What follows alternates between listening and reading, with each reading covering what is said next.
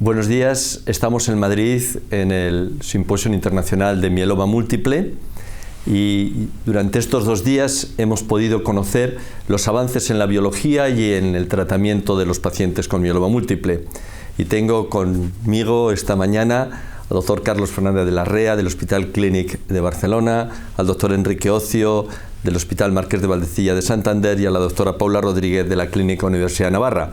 O sea, 3 visiones que nos pueden complementar a la hora de responder a la primera pregunta. ¿Los pacientes con mieloma pueden llegar a curarse? ¿Carlos? Yo creo que sí. Por ahora, por desgracia, solo probablemente una fracción. Probablemente los que más se beneficien son los de que tienen un riesgo estándar, definido por los diferentes sistemas que queramos decir, y aquellos que logran alcanzar una enfermedad mínima residual negativa seguramente también, en particular con estos potentes tratamientos de inducción, consolidación con trasplante autólogo y de mantenimiento tan efectivo que tenemos en la actualidad. Yo creo que sí, por desgracia el problema es que no es la regla, ¿no? Al final todavía sigue siendo un porcentaje que sigue siendo menos de la mitad y que esperamos que con todo esto que estamos incorporando en fases más avanzadas también podemos beneficiar e incrementar esta fracción. Enrique, para ti, ¿cuál sería la mejor estrategia para llegar a curar a un paciente con mieloma? Bueno, yo creo que, como decía Carlos, es verdad que tenemos de los datos antiguos que hay un porcentaje importante de pacientes que se están curando, bueno, un porcentaje relevante, ¿no? 20, 30%, o un 20% quizá. Pienso que la estrategia, como preguntas, es ir en la primera línea, al principio de la enfermedad, ir con las mejores opciones que tenemos. Ahora mismo tenemos los tripletes o incluso a veces cuádrupletes, pero bueno, incluso cuádrupletes, ¿no? Anti-CD38, inmunomodulador, inhibidores del proteasoma, corticoides, incluso un trasplante, el paciente es candidato a ello. Y con eso, bueno, creo que es lo que tenemos que decir. Después, bueno, si queremos curar, pues tenemos que hacer un tratamiento pues prolongado en el tiempo y después plantearíamos después si se puede suspender. Esto es lo que tenemos ahora. Creo que con esto en el futuro vamos a curar a un porcentaje importante de pacientes. Y lo que viene ahora en el futuro es la inmunoterapia, ¿no? Que veremos a ver esto qué da de sí cuando pasemos a primera línea. Y Paula, voy al otro lado de la foto. ¿Quiénes son los pacientes de alto riesgo? Bueno, pues hay muchos pacientes, ¿no?, de alto riesgo. O sea, por un lado, los pacientes que tienen citogenética adversa, ¿no?, que los sabemos identificar bien al diagnóstico. También hay pacientes de alto riesgo porque tienen características clínicas de agresividad en su presentación, como puede ser pacientes que debutan con insuficiencia renal o pacientes que tienen enfermedad extramedular, es decir, cuando la célula plasmática sale de la médula y allí sabemos que los tratamientos actúan o tienen una eficacia más limitada. Y luego también hemos sabido identificar pacientes cuya respuesta no es óptima tras el tratamiento inicial o tras el tratamiento de la recaída, como comentaba antes Carlos, ¿no?, esos pacientes que no logran alcanzar esa enfermedad mínima residual negativa, también sabemos que estos pacientes van peor, ¿no? O sea que tenemos distintas maneras de identificar estos pacientes al momento del diagnóstico y también a lo largo del tratamiento, porque el riesgo es algo dinámico, ¿no? Y esos pacientes, pues a pesar de todo, a pesar de todos los avances que hemos hecho, pues esos pacientes siguen teniendo unos resultados clínicos peores. ¿Estaríais de acuerdo yo creo que algo que es muy importante y especialmente es que estamos hablando para compañeros que a veces no tienen todos los recursos, que aquellos recursos que se dispongan, los mejores al principio? Sin duda, 100%. Totalmente. De hecho, vamos a ver, a veces tenemos resultados ahora muy buenos con combinaciones que son muy asequibles. Bortezomib, talidomida, lenalidomida, dexametasona y el trasplante. Y con eso tenemos incluso supervivencias de esas curaciones que decimos de un 20%, incluso supervivencias de 80 meses y sin utilizar grandes recursos. Pero al principio...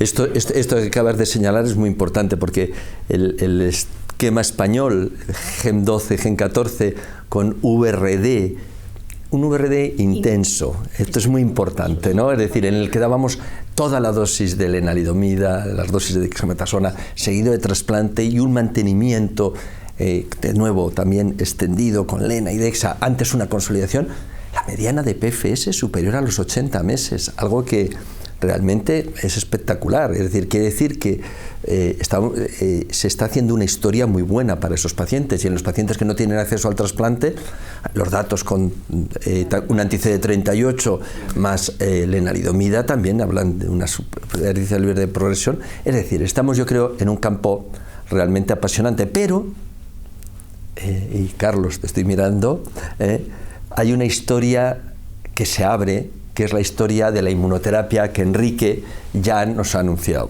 Estamos pensando en los biespecíficos y estamos pensando en los CAR-Ts. La primera pregunta que nos tenemos que hacer es, ¿un paciente con CAR-T se cura? ¿O los CAR-Ts son un paso más, pero todavía...? Porque muchos pacientes llaman diciendo, pónganme un CAR-T porque me voy a curar. Sí, creo que hay una diferencia en cuanto a la expectativa y la realidad, en muchas ocasiones en cuanto a los CARs, probablemente porque venimos de la historia de otras enfermedades, de la leucemia aguda linfoblástica y del linfoma difuso celular grande, que clásicamente hemos curado en un porcentaje importante de pacientes con quimioterapia, inclusive sin ningún tipo de terapia celular, no es el caso del mieloma. Entonces, por tanto, en general, los resultados... Perdona que te interrumpa, esa precisión es muy buena, porque son enfermedades que en el pasado ya tenían un porcentaje de curación. Me parece muy importante también para la audiencia. Sí, sí.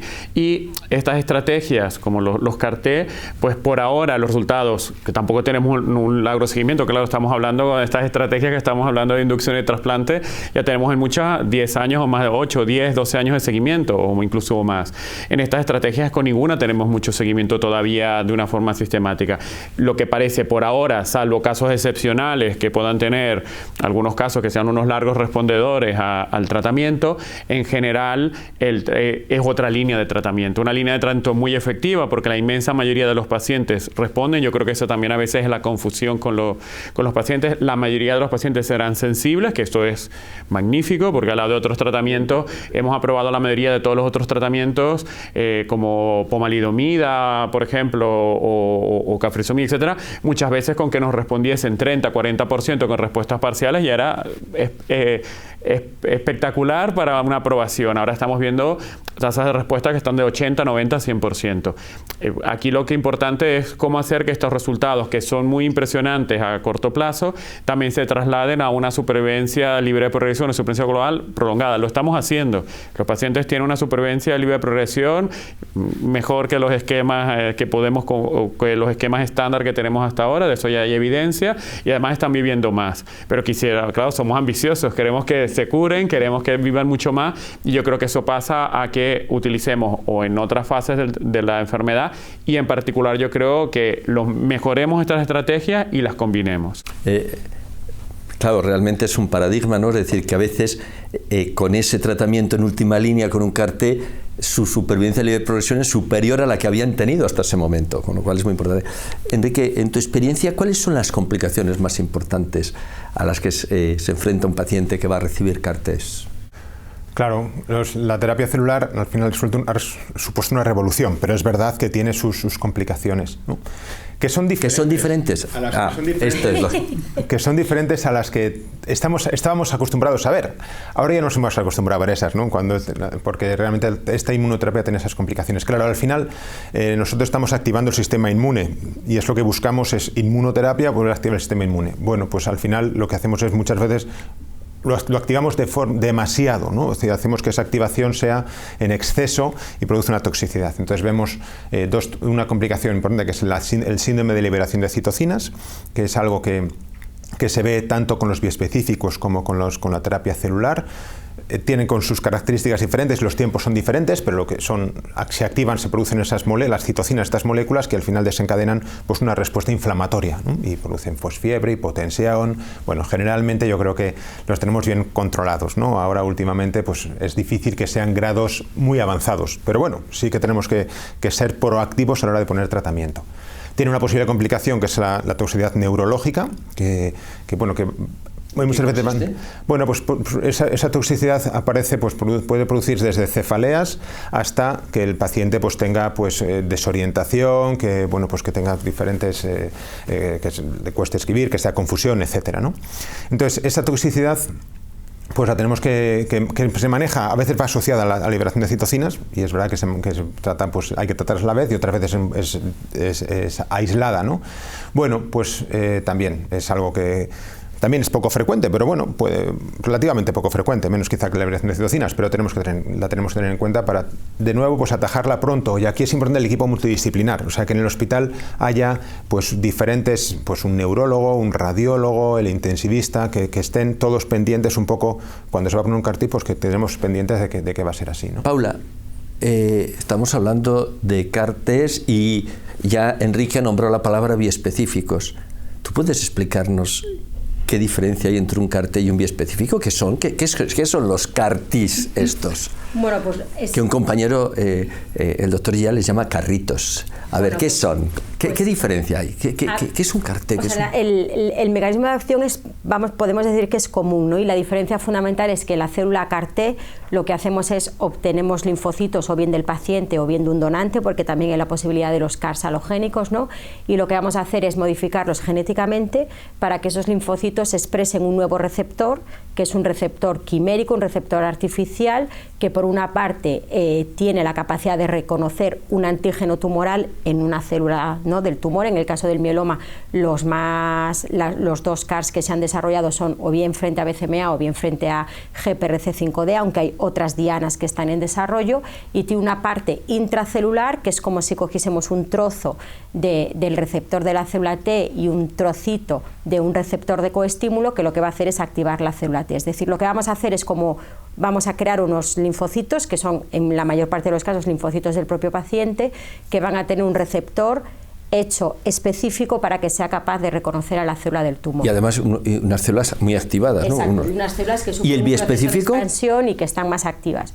Y el biespecífico es eso mismo, entre comillas, ¿no?, pero no vamos a manipular ningún linfocito, es decir, utilizamos una molécula, un anticuerpo, que lo que va a hacer es, en el paciente, aproximar la célula del tumor al linfocito T, porque una de las especificidades se va a unir al linfocito T, y generalmente es el CD3, y la otra se va a unir a la célula del tumor, de manera que vamos a enfrentarlas, ¿no?, frente a frente, y ese linfocito T también se va a activar a través de esa unión por el CD3, y al final el mecanismo de acción es el mismo, y es linfocitos T del enfermo que van a actuar lisando o matando las células. Es decir, para los pacientes que están acostumbrados a recibir anti-CD38, daratumumab, satuximab, es algo que es como si fuera una siguiente generación, ¿no? Es decir, un anticuerpo que detecta la célula tumoral y a la vez al linfocito para... O sea, la principal diferenciación es que en el caso de las terapias clásicas son terapias antimieloma directas, y en este caso son terapias que lo que van a hacer es utilizar nuestros linfocitos T para destruir a la célula del tumor.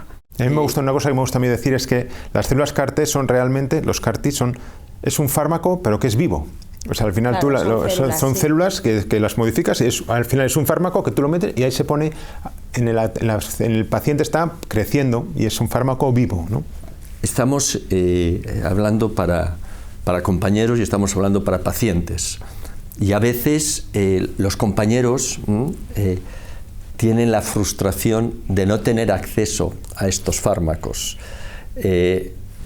Ya habéis insinuado que con tratamientos relativamente baratos, como puede ser los inhibidores de proteasoma o los inmunomoduladores con corticoides, se consiguen muy buenos resultados. Pero ¿qué les diríais, qué mensaje les daríais a esos compañeros que no tienen acceso a estos fármacos? Bueno, eso es una situación todavía compleja, porque el acceso en general universal es complicado, inclusive en países desarrollados. Entonces, pues yo creo que todavía esta era, aunque ha llegado desde el punto de vista científico, seguramente todavía de la disponibilidad, tanto económica como logística, es limitada, sobre todo en particular con las células CAR-T. Creo que con los anticuerpos biespecíficos pues podrá ser un poco más universal, debido a que están disponibles inmediatamente al momento que los necesitemos. No necesitamos ir a producir como las células CAR-T, pero yo creo que es remarcar un poco lo que hemos dicho al principio, que por suerte si intentamos combinar lo mejor posible al principio, una fracción de pacientes, además beneficiaremos a la inmensa mayoría de pacientes, porque todos podrán recibir esa primera línea de tratamiento. En cambio esto estará seleccionado, la idea es dentro de lo posible todavía aprovechar la posibilidad de incluir los pacientes en ensayos clínicos, que todavía hay. Este es un punto muy importante porque me están avisando que vamos a tener que terminar.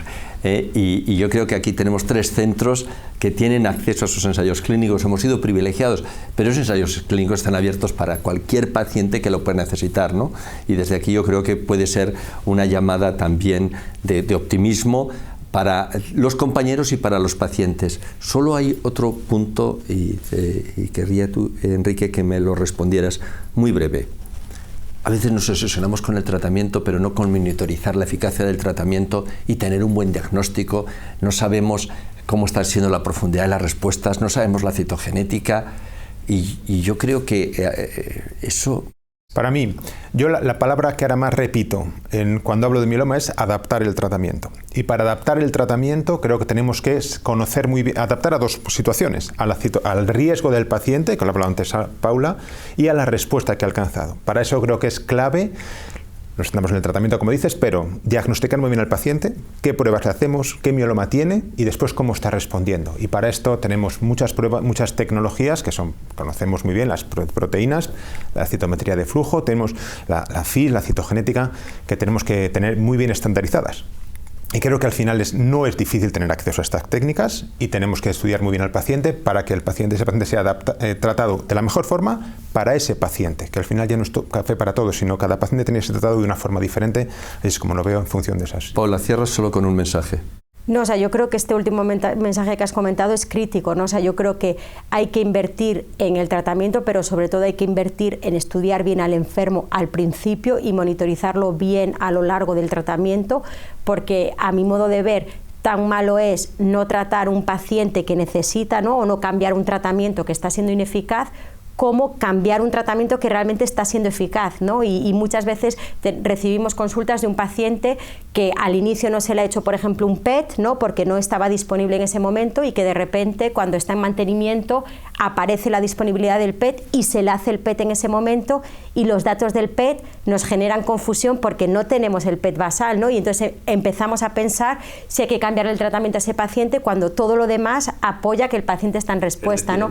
O sea, hay que estudiar bien al enfermo desde el principio y todo a lo largo de la enfermedad para tomar las decisiones terapéuticas adecuadas en cada momento. Es más barato, además. Exacto. Sí. Seguro que una vez más en medicina a veces las manos siempre han sido claves a la hora de explorar un paciente. A veces los datos que te vienen de las exploraciones complementarias son la clave para decidir si un paciente debe de tratarse y cómo debe de tratarse. Y afortunadamente, pues yo creo que tenemos un campo de esperanza y de optimismo para todos nuestros enfermos. Muchísimas gracias.